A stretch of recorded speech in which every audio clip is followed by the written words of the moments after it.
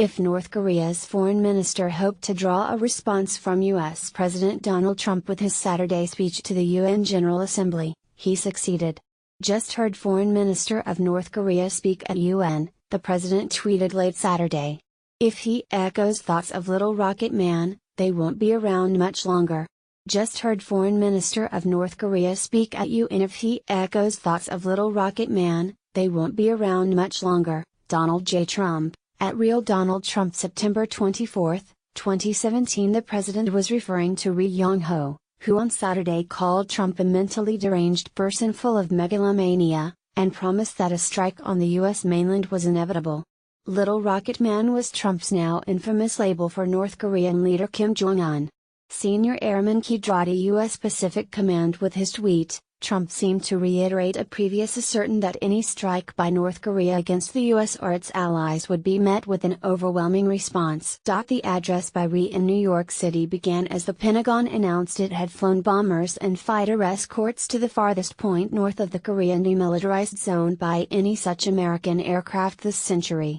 This mission is a demonstration of U.S. resolve and a clear message that the president has many military options to defeat any threat, Defense Department spokesman Dana White said in a statement.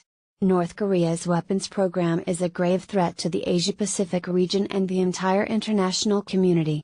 We are prepared to use the full range of military capabilities to defend the U.S. homeland and our allies, White said. The Pentagon said B-1B bombers from Guam, along with F-15C Eagle fighter escorts from Okinawa, Japan, flew in international airspace over waters east of North Korea on Saturday.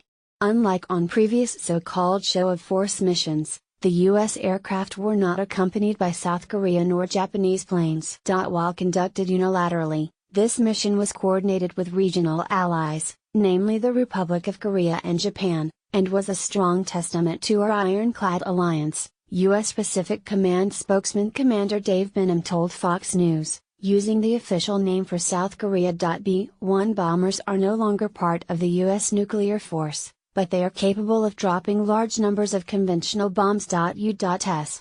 Pacific Command would not be more specific about many years it had been since U.S. bombers and fighters had flown the far north of the DMZ. But Benham noted that this century encompasses the period North Korea has been testing ballistic missiles and nuclear weapons. At the United Nations, Ri said that his country's nuclear force is to all intents and purposes, a war deterrent for putting an end to nuclear threat of the U.S. and for preventing its military invasion, and our ultimate goal is to establish the balance of power with the U.S. He also said that Trump's depiction of Kim as Rocket Man makes our rocket's visit to the entire U.S. mainland inevitable all the more. Trump on Friday had renewed his rhetorical offensive against Kim Jong-un of North Korea, who is obviously a madman who doesn't mind starving or killing his people, will be tested like never before.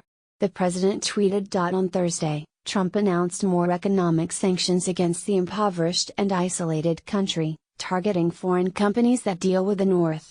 North Korea's nuclear weapons and missile development is a grave threat to peace and security in our world, and it is unacceptable that others financially support this criminal, rogue regime, Trump said as he joined Japanese Prime Minister Shinzo Abe and South Korean President Moon Jae-in for a meeting in New York. Hours later, Kim responded by saying Trump was deranged and vowed the president would pay dearly for threatening to totally destroy North Korea if the U.S. was forced to defend itself or its allies against an attack. In a speech last week at the United Nations, Trump had issued the warning of potential obliteration and mocked the North's young autocrat as a rocket man on a suicide mission.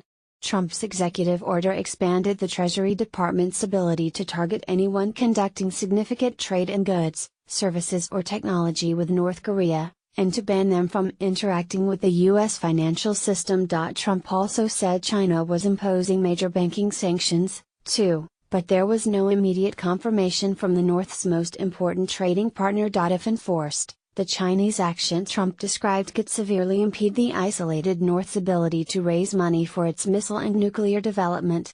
China, responsible for about 90% of North Korea's trade, serves as the country's conduit to the international banking system. North Korea has said it intends to build a missile capable of striking all parts of the United States with a nuclear bomb.